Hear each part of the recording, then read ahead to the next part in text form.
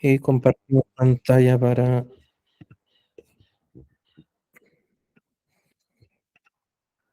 presentar esta evaluación.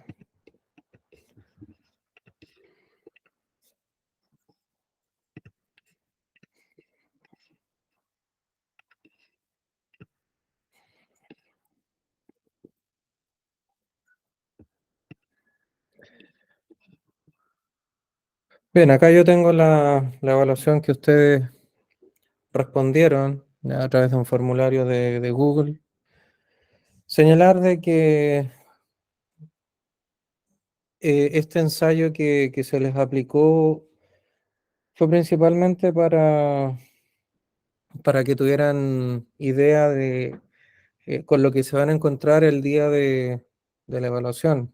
Ya el tipo de preguntas que son principalmente de selección múltiple, con 4 alternativas solamente, y hay algunas que son de desarrollo, pero con respuesta breve, con respuesta corta.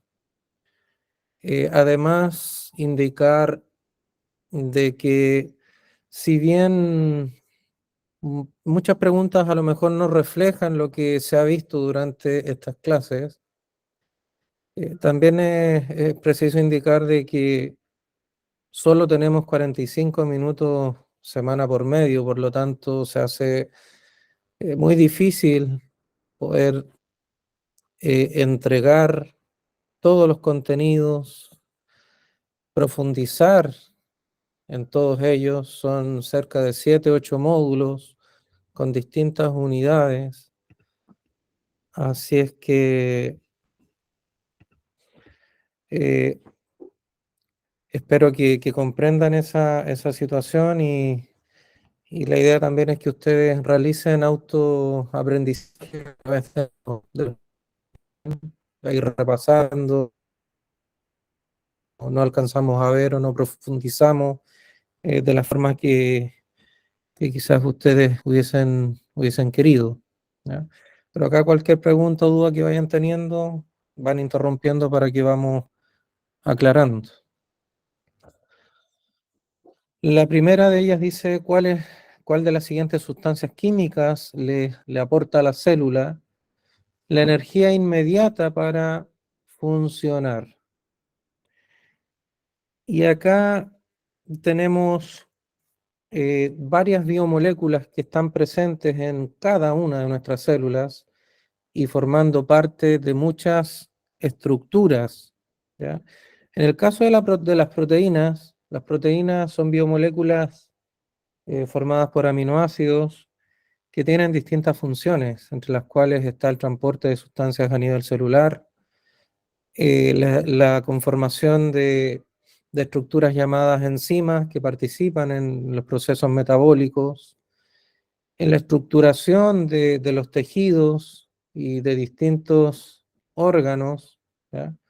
Es cosa de señalar de que nuestro cabello, por ejemplo, nuestras uñas, nuestra piel, contiene una gran cantidad de proteínas, por lo tanto, no tiene nada que ver con aporte energético eh, a nivel celular. Las vitaminas que las consumimos a través de los alimentos, si bien podríamos vincularlas a todo el tema energético, tienen mayor vinculación con un fortalecimiento del sistema inmunológico. Las sales minerales permiten un equilibrio interno de todos los fluidos, ¿ya? Sales minerales como los iones calcio, potasio, sodio, fósforo, magnesio, que también son consumidos a través de la alimentación o a través del agua potable, porque también los contienen. Y vendría, en este caso, siendo la alternativa correcta, la alternativa C. Los carbohidratos o llamados azúcares, precisamente, son las sustancias químicas que le aportan a la célula ya una energía inmediata para funcionar. Alternativa C, número 1. La pregunta número 2. Dice que el oxígeno es vital para la célula. ¿Qué estructura debe atravesar el oxígeno para poder ingresar a ella? Si miramos todas las alternativas, acá no debería existir mayor complicación. Si se señala en el enunciado estructura que debe atravesar, es algún tipo eh, de pared, de membrana, ¿ya? Porque en el caso del núcleo, ¿ya? El núcleo es un organelo que almacena el material genético al interior de la célula. El citoplasma viene siendo eh, la estructura o el lugar que permite el almacenamiento de los distintos organelos. ¿Ya? Es una estructura gelatinosa también al interior de la célula. La mitocondria es un organelo que se encarga de la formación de las moléculas energéticas o la producción de estas moléculas energéticas a nivel celular. Y la alternativa D, que vendría siendo la correcta, es la membrana plasmática. Esta es la estructura que rodea, en este caso, ¿ya? Eh, la célula, y es una estructura semipermeable. Eso significa que el traspaso de sustancia desde o hacia el interior es totalmente selectivo. La célula no permite el paso de cualquier tipo de sustancia, ¿ya? La membrana va seleccionando y va y permitiendo el ingreso de sustancias que participan en distintos procesos metabólicos, y en este caso el oxígeno es uno de los componentes vitales para desarrollar sobre todo los procesos para la formación de las moléculas energéticas. La pregunta número 3 dice: ¿qué tipo de alimento o nutriente específico debe consumir un deportista para regenerar sus músculos? Y acá existen distintas biomoléculas. Nuevamente entramos a las 4 biomoléculas que son de las más importantes. Tenemos los carbohidratos, que ya señalábamos que son los llamados azúcares. Tenemos los lípidos, que son llamados grasas, ¿ya? O aceites. Tenemos los ácidos nucleicos, ya que forman parte de nuestro material genético. Y además tenemos las proteínas, ¿ya? Que están formadas por distintos aminoácidos que se forman a nivel celular, pero que también nosotros las incorporamos a través de la alimentación. ¿Ya? Alimentos ricos en proteínas, el huevo y los distintos tipos de carne, ¿ya? Y precisamente son las proteínas las que permiten la regeneración muscular, no tan solo en un deportista, sino que en cualquier persona, ¿ya? Esa vendría siendo la respuesta, simplemente proteínas. La número 4 dice: ¿cuál de las siguientes funciones cumple el hígado? ¿Ya? Digerir las proteínas que se ingieren, eliminar sustancias tóxicas de la sangre, absorber los nutrientes que se obtienen de la dieta y producir células que destruyen los patógenos infecciosos. ¿Ya? Eh, por ejemplo, no produce células el hígado, por lo tanto la alternativa D se descarta totalmente. En este caso es el vaso con B larga y Z, que produce los famosos linfocitos, o la médula espinal, que produce los glóbulos blancos que participan del sistema inmunológico. Absorbe los nutrientes que se obtienen de la dieta. Eso se realiza o se produce a nivel intestinal, ¿ya? A nivel de intestino delgado. Ahí se produce el proceso de reabsorción. Eh, Después elimina sustancias tóxicas de la sangre o digiere las proteínas que se ingieren, ¿ya? En este caso, la digestión, ¿ya? Ocurre principalmente a nivel estomacal, ¿ya? Todo lo que es La digestión a través de las enzimas digestivas y los jugos gástricos se producen a nivel estomacal y por lo tanto el hígado es como nuestro laboratorio interno a través del cual pasan todos los alimentos y todas las sustancias y todas aquellas que son tóxicas, entre comillas, eh, vienen a ser eliminadas. ¿Ya?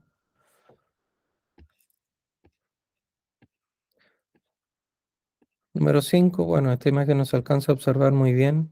¿Qué función cumple la tráquea? Sabemos que la tráquea está a nivel de nuestro cuello, a nivel esofágico.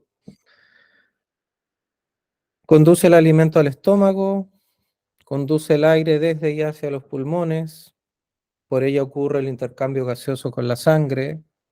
Junto a la faringe permite que el alimento pueda ser tragado.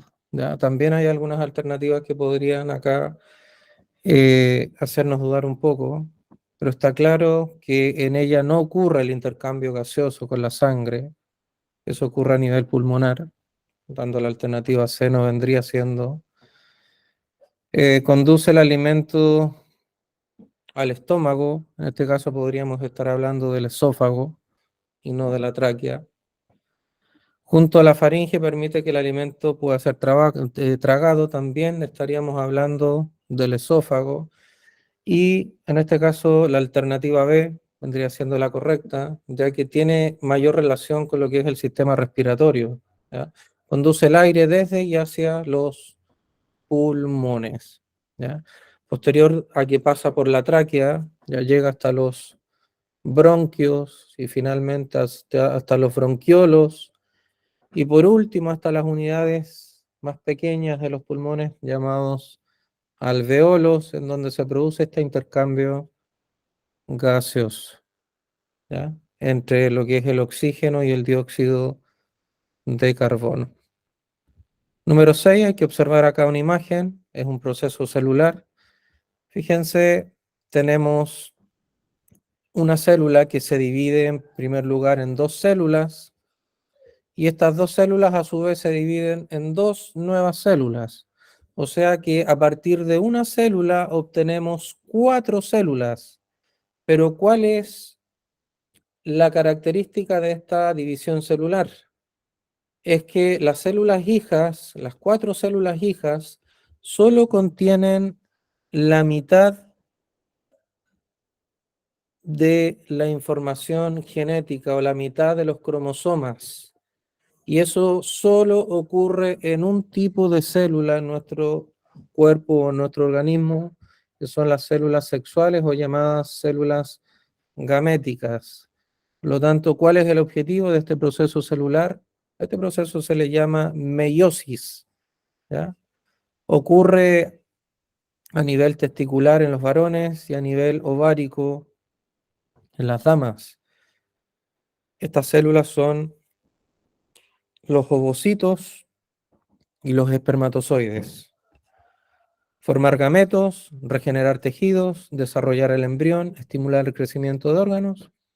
Alternativa correcta, la A. Esto permite la formación de los gametos. ¿Y por qué contienen solo la mitad de la información? Porque cuando ocurra el proceso de fecundación, el óvulo aporta la mitad de la información genética y el espermatozoide aporta la otra mitad, y en ese caso se forma un cigoto o un huevo que contiene los 46 cromosomas que conforman nuestra especie.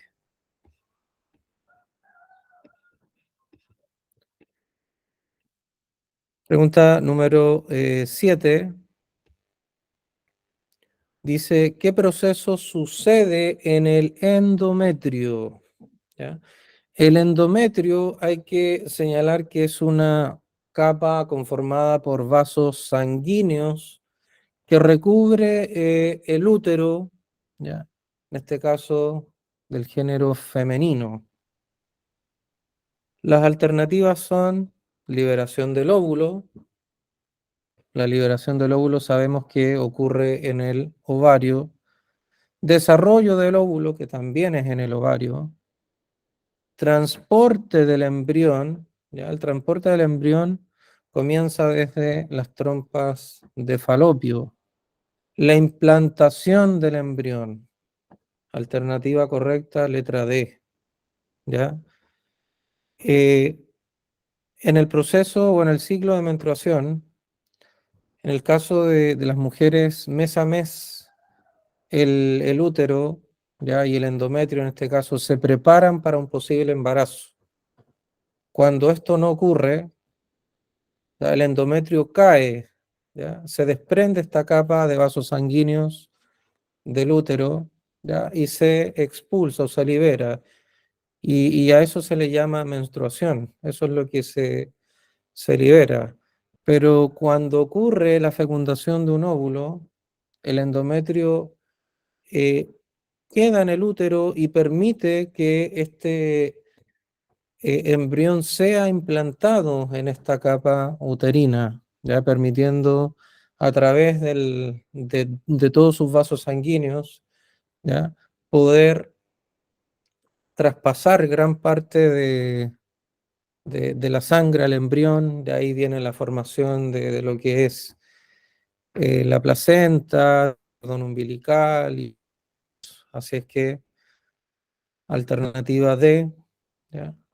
Implantación del embrión.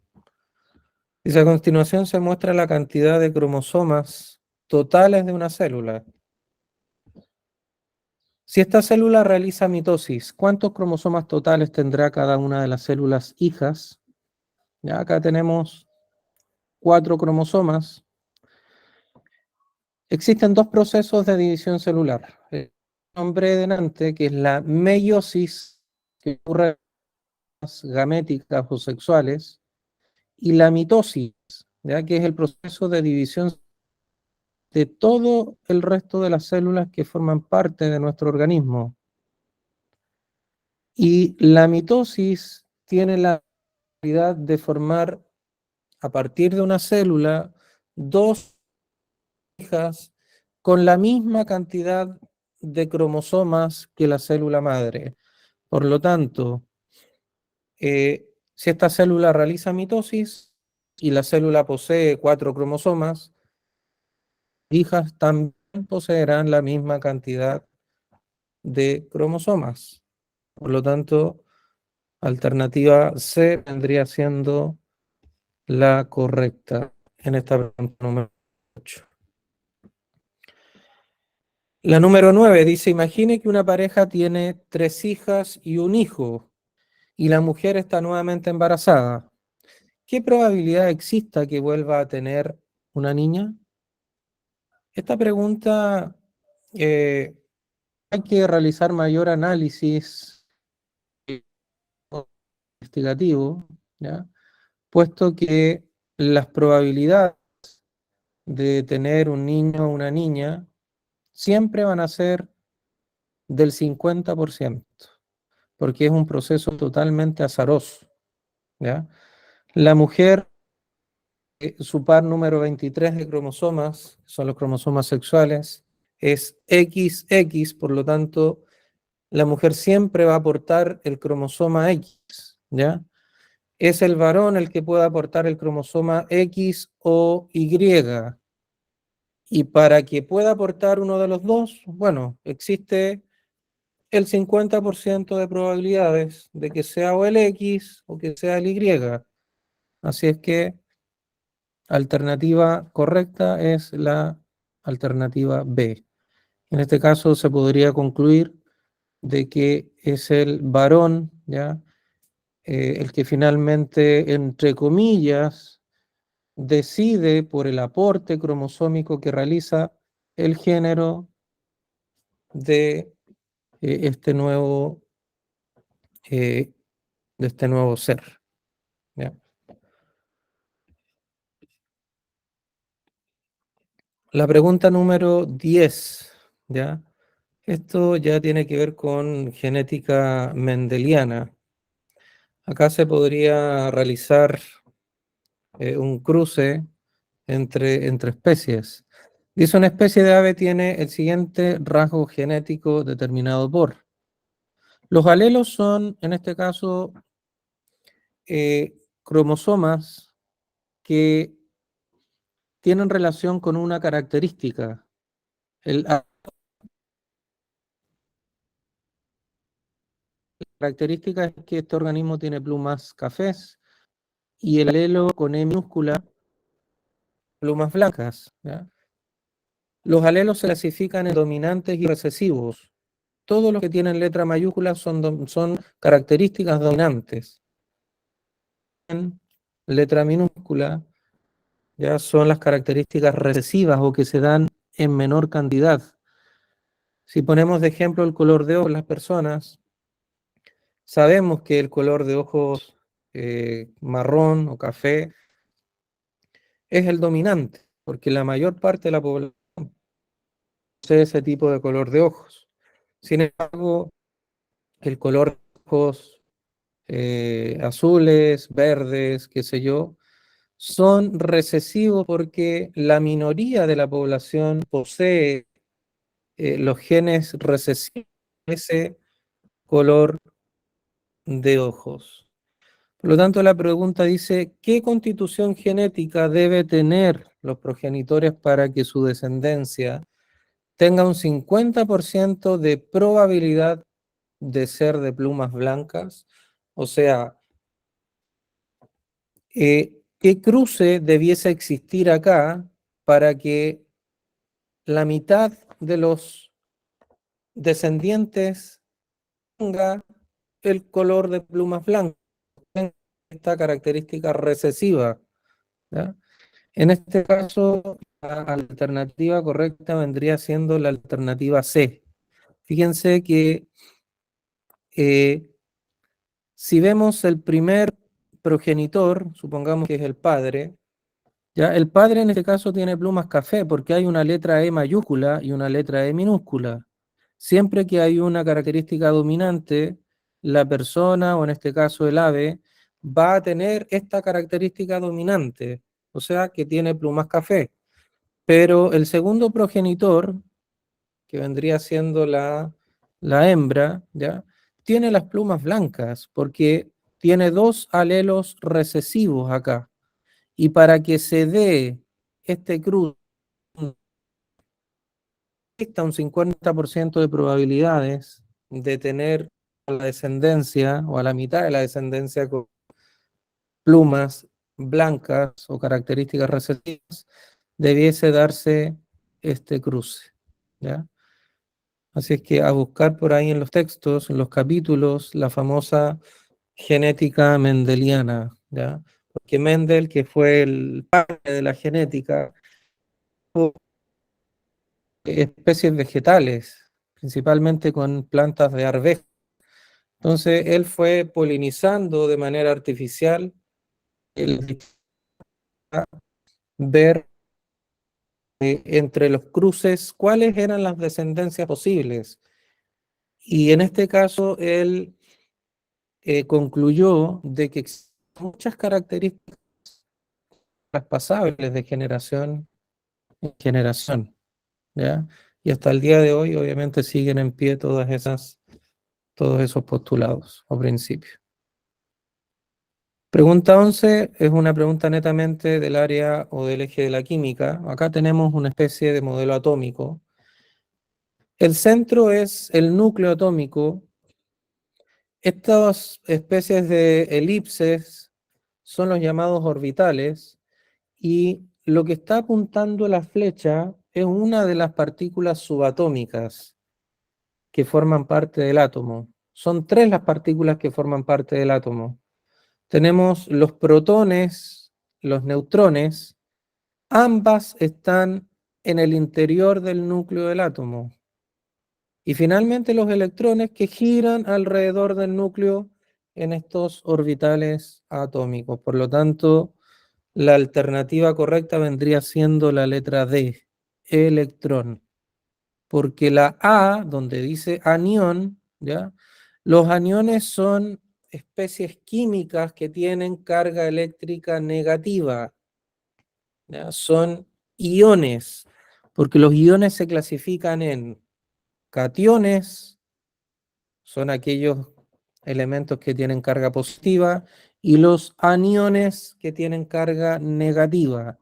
El ion cloro, por ejemplo, tiene una carga negativa, vendría siendo un anión. El ion calcio, que tiene carga positiva, vendría siendo un cation. Pero acá la alternativa, la D, es el electrón. Número 12 dice, el rocío se forma cuando el vapor de agua se condensa a estado líquido. ¿Qué ocurre a las moléculas de agua durante este proceso? Lo que sucede simplemente es que pasan del estado gaseoso al estado líquido. ¿Ya? Ocurre el famoso proceso de condensación, que también ocurre a nivel atmosférico. ¿Ya? Todo el vapor de agua, cuando disminuye la temperatura a cierta altura, se condensa y forma esta agua en estado líquido que finalmente precipita. Y puede precipitar en estado líquido o puede precipitar en estado sólido, ¿ya? Como nieve, como granizo, debido a las bajas temperaturas que existen en altura. Pero la respuesta en este caso es que pasan del estado líquido al estado gaseoso. Número 13. ¿Cuál de los siguientes pares de partículas es responsable de que el átomo tenga masa? Anteriormente ya señalábamos cuáles eran las partículas que forman parte del núcleo. Son el protón y el neutrón. Así es que eliminamos todo el resto de las alternativas y vendría siendo la alternativa C, la correcta. Son los llamados nucleones. ¿Por qué se llaman nucleones? Porque forman parte del núcleo del átomo, los protones y los neutrones, ya que los electrones simplemente giran a través de los orbitales atómicos alrededor del núcleo. Número 14, pregunta con respuesta corta, ¿ya? ¿Por qué a medida que se asciende en la cordillera disminuye la presión atmosférica? ¿Ya? Es simplemente porque el espesor de la atmósfera disminuye, ¿ya? A medida que nos adentramos en la altitud, ya supongamos que acá estamos a 300 metros sobre el nivel del mar y vamos a la cordillera, a un macizo que está a 6.000 metros de altura. Obviamente, a medida que vamos subiendo, ¿ya? El macizo, la presión atmosférica, que es la fuerza que ejerce esta atmósfera sobre los objetos de la Tierra, disminuye. ¿Y por qué lo hace? Porque a medida que aumentamos en altitud, este espesor atmosférico también va disminuyendo y por lo tanto ejerce menor fuerza sobre los cuerpos u objetos, ¿ya? Así es que como respuesta vendría siendo que es porque el espesor de la atmósfera disminuye. Número 15 dice, ¿qué se debe hacer para que una solución de sal y agua cambie su concentración del 10% al 5%? A ver, cada vez que nos encontremos con estos porcentajes y nos hablen de disoluciones, eh, este número nos indica la cantidad de una sustancia que se encuentra disuelta por cada 100 ml o 100 gramos de la solución. Si miramos una botella de alcohol, ya sea de pisco, de ron, de whisky, y vemos el porcentaje o en cuanto al grado alcohólico, supongamos ya una botella de whisky de 40 grados. ¿Qué nos indica eso? ¿Qué nos indica ese valor? Ese valor nos indica que existen 40 ml de etanol puro por cada 100 ml de esa solución que está en esa botella. Eso nos indica ese valor numérico que aparece. Entonces acá en este planteamiento dice, ¿qué se debe hacer para que esta disolución de sal en agua cambie su concentración del 10% al 5%? O sea que acá existe una especie de disolución, ¿ya? O más que disolución, dilución para que baje del 10 al 5%. Deberíamos agregar mayor cantidad de solvente para pasar al 5%.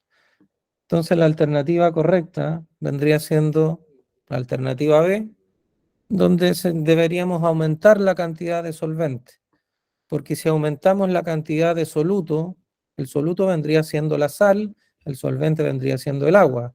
Si aumentamos la cantidad de sal, el porcentaje debería aumentar, ¿ya? En vez de ser 10, vendría siendo, no sé, 15 o 20. Alternativa B sería la correcta. Número 16. ¿Cuál de las siguientes es una característica de los combustibles fósiles? Ya, los combustibles fósiles son generalmente tres. Tenemos el petróleo, tenemos el carbón mineral y tenemos el gas natural. Sus moléculas tienen carbono, sus moléculas son solubles en agua. Sabemos que el petróleo, por ejemplo, no es soluble en agua, menos el carbón. Su punto de fusión es a temperatura ambiente promedio. Están por sobre la temperatura ambiente o bajo la temperatura ambiente. Lo mismo pasa con su punto de ebullición, ¿ya? No ebullen a temperatura ambiente promedio, que vendrían siendo 25 grados Celsius. Por lo tanto, lo lógico es acá es señalar que todos los combustibles fósiles están formados por átomos de carbono. Por eso sus unidades básicas se denominan hidrocarburos, o sea, sustancias formadas por hidrógenos y carbonos. Alternativa A, la correcta. 17. Observe la molécula de dióxido de carbono, que es la fórmula que está ahí, CO2, representada en la siguiente imagen.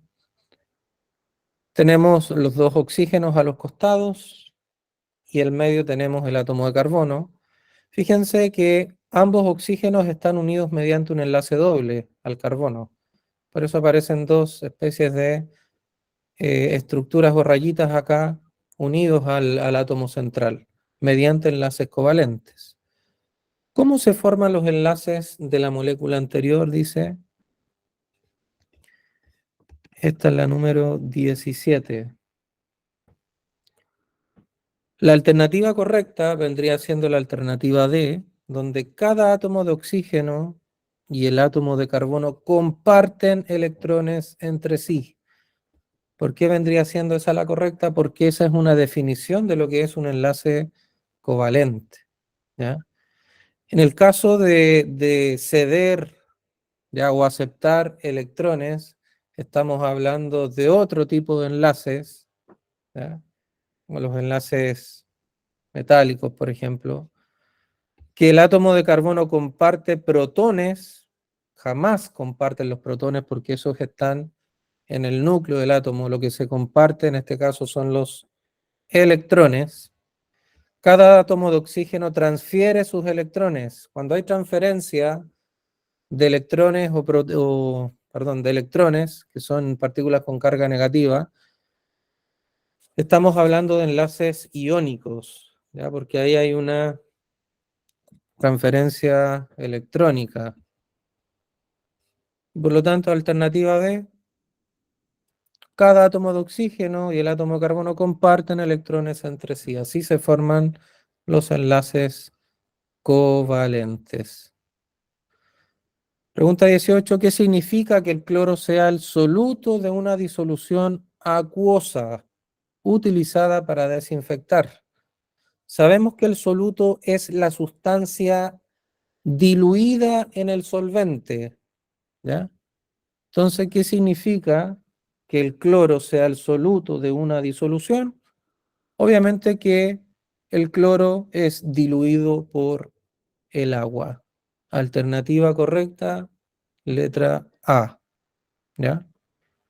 No tiene nada que ver que reaccione con el agua, no especifica que, que sea una disolución, que su densidad aumenta al contacto con el agua, la densidad no tiene nada que ver con las disoluciones químicas y que se encuentra en alta concentración con respecto al agua. Eso indica que es un soluto, ¿ya? Pero no está explicando por qué es el soluto. ¿Y por qué es el soluto, el cloro? Porque va a ser diluido por el agua. Alternativa A, la correcta, número 18.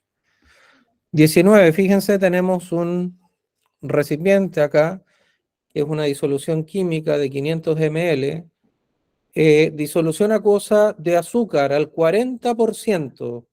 Yo ya podría indicar que en este caso existen 40 gramos de azúcar por cada 100 ml de disolución. Eso es lo que me está señalando ese 40%. Dice, si se extraen 250 ml de la disolución anterior, ¿con qué concentración de azúcar quedará? Fíjense, aunque ustedes extraigan 499 ml de la disolución, este porcentaje no varía, ¿ya? ¿Cuándo va a variar este 40%? Cuando ustedes agreguen mayor cantidad de agua, que es el solvente, o mayor cantidad de azúcar, que es el soluto. Pero simplemente con sacar cierta cantidad de disolución, cada parte de esa disolución tiene un 40%, ¿ya?, en relación al soluto y al solvente. Por lo tanto, la alternativa correcta es letra B. Número 20, como medida de hidratación se utiliza el suero fisiológico vía intravenosa, que tiene una concentración de 0,9% de sal en agua, ¿ya? ¿Qué significa esto? Ya lo hablamos bastante, el tema de las disoluciones, que por cada 100 ml de suero hay 0,9 gramos de sal, porque así se conforma el suero fisiológico que utilizan en los hospitales. Cloruro de sodio disuelto en agua destilada, ¿ya? Y eso se inyecta vía intravenosa. Por lo tanto, si me indican 0,9%, o sea que tenemos 0,9 gramos de sal por cada 100 ml de esa solución. Alternativa C vendría siendo la correcta. Tenemos una tabla, ya que debemos acá inferir tabla de temperatura y densidad atmosférica con respecto a la altitud. Tenemos tres variables acá, altitud, temperatura y densidad, que podemos concluir de aquella tabla. La alternativa correcta vendría siendo la D, ya que a medida que aumenta la altitud, la temperatura ambiental y la densidad gaseosa descienden. Fíjense, si aumenta la altitud en esta primera columna, la temperatura y la densidad van descendiendo cada vez más. Alternativa D vendría siendo la correcta. Esto es solamente inferir lo que me está mostrando esta tabla, o podría ser un gráfico también. Número 22. ¿Qué relación existe entre el uso de combustibles fósiles y el calentamiento global? Acá también es una pregunta con respuesta breve. Hay una relación directa, ¿ya? ¿Por qué? Porque la utilización de combustibles fósiles aumenta en el calentamiento global. Esa vendría siendo la respuesta, ¿ya? Porque liberan sustancias que son bastante nocivas para el ambiente, sobre todo el dióxido de carbono, los derivados de los óxidos de azufre, de los óxidos nitrosos. Ya con toda la planta automotriz que utilizan, las bencinas, el diésel, aunque sean automóviles catalíticos, ya de todas maneras generan cierta cantidad de concentraciones de estos gases contaminantes. Y como existen millones y millones de vehículos, toda esta acumulación va permitiendo la formación de esta capa gruesa a nivel atmosférico que impide la salida de la radiación hacia el espacio, ¿ya? Lo que permite el aumento de la temperatura a nivel superficial, a nivel troposférico, y con ello todo el cambio climático que estamos viviendo hoy en día. Número 23, ¿qué función cumplen los productores en un ecosistema? Los productores son todos los vegetales, todas las plantas, ya que realizan fotosíntesis, que producen su propio alimento. En este caso, la alternativa correcta vendría siendo la B, ¿ya? Ya que todos los productores convierten la energía lumínica en energía química, ¿ya? Reciclan la materia orgánica, no es una respuesta muy convincente. Eliminan los desechos producidos por los descomponedores, tampoco. Transforman la energía química proveniente de los consumidores. Eso es incorrecto, porque los consumidores dentro de una pirámide alimenticia están por sobre los productores. En la base están los productores, posteriormente vienen los consumidores. Por lo tanto, alternativa B se vendría siendo la correcta. Transforma la energía lumínica en energía química. Número 24. En una cadena alimenticia, ¿quiénes se verán perjudicados directamente si disminuye la población de herbívoros? Bueno, los que se alimentan de los herbívoros, que vendrían siendo los consumidores primarios. O sea, perdón, los consumidores secundarios, ¿ya? Porque tenemos dentro de este, de este orden, en los niveles tróficos, los productores, que son los vegetales y las plantas, tenemos los consumidores primarios, secundarios y terciarios. Los primarios son todos los herbívoros, los secundarios aquellos que se alimentan de los herbívoros y los terciarios aquellos que se alimentan de los consumidores secundarios. ¿Ya? Vendría siendo en este caso la alternativa de ellos se verían los más, bueno, serían los más afectados en realidad porque si no hay población de herbívoros no tendrían cómo alimentarse, ¿ya? Hasta nosotros nos alimentamos de herbívoros, porque consumimos carne de vacuno, ¿ya? De cerdo, de aves y todo eso. Y la 25, que es una gráfica que muestra la concentración del ozono con respecto a los años, desde el 86 hasta el 2016. Dice consumo mundial de sustancias que afectan la capa de ozono, ¿ya? Estas sustancias, si nosotros inferimos, han ido disminuyendo desde el año 86 hasta la fecha. Por lo tanto, ¿qué podemos inferir de los datos del gráfico? Alternativa correcta, letra C, ¿ya? Que la población mundial ha tomado, entre comillas, conciencia y medidas prácticas para proteger la capa de ozono. ¿Y por qué? Porque las concentraciones de estas sustancias que afectan la capa de ozono han ido disminuyendo con el paso de los años. ¿Ya? Eso es lo que podríamos inferir. Voy a dejar de compartir pantalla. No sé si hay alguna duda o pregunta que tengan con respecto a esto.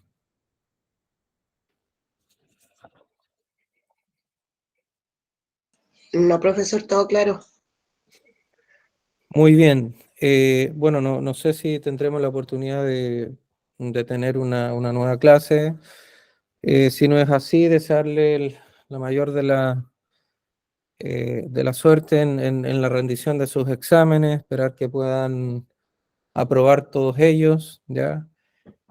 Y, y bueno, ha sido un placer estar con ustedes cada, no cada semana, pero sí a lo mejor cada 2 semanas para poder entregar la mayor cantidad, ojalá, de todos estos conocimientos para que puedan rendir un buen examen cuando lo hagan. Así es que Como les digo, desearle la mayor de la suerte, los mayores de los éxitos y quizás nos encontremos en alguna otra oportunidad. Así que saludos y que estén muy bien. Muchas gracias, profesor. Gracias, profesor.